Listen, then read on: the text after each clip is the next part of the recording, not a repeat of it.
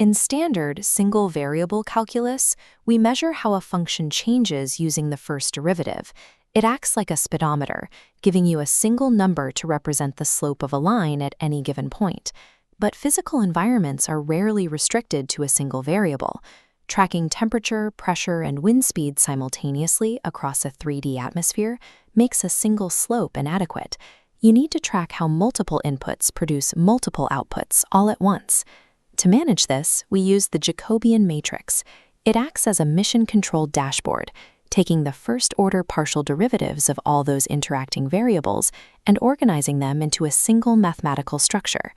The core function of the Jacobian is local linear approximation.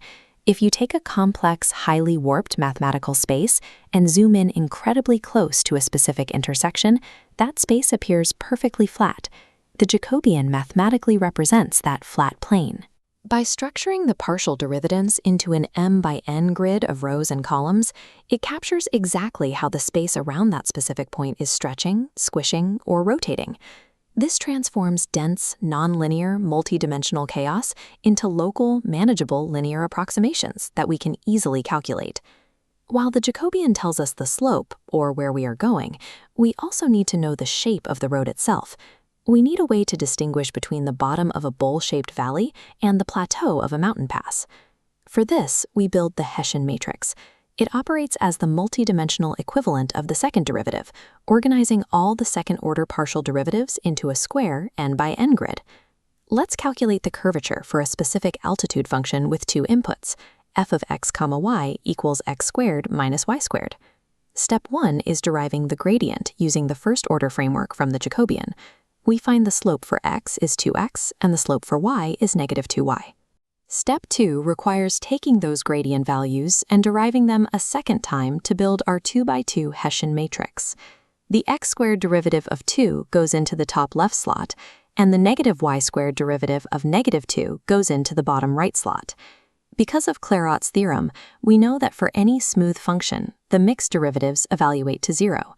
We place zeros in the remaining slots, creating a perfectly symmetrical matrix.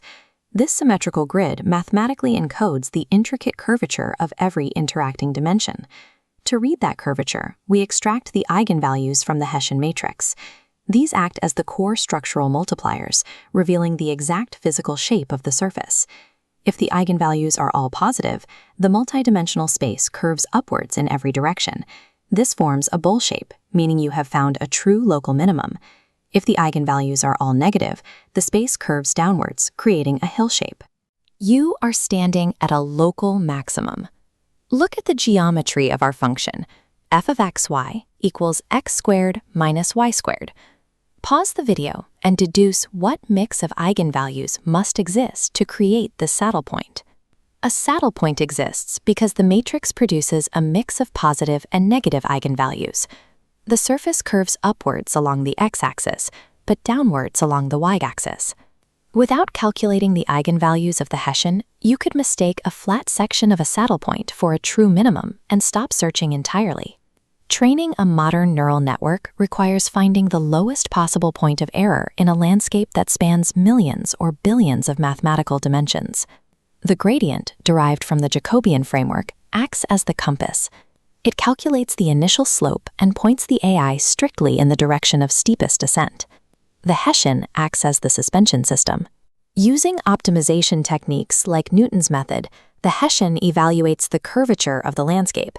It signals the AI to take massive leaps when crossing wide, gentle bowls, and to switch to careful microsteps when dodging a volatile saddle point. This maps a direct progression from the basics of single-variable calculus through the gradient and Jacobian into the multidimensional curvature of the Hessian, ultimately driving deep learning optimization. The Jacobian maps the relationship between multiple inputs and outputs. The Hessian measures how that exact relationship curves.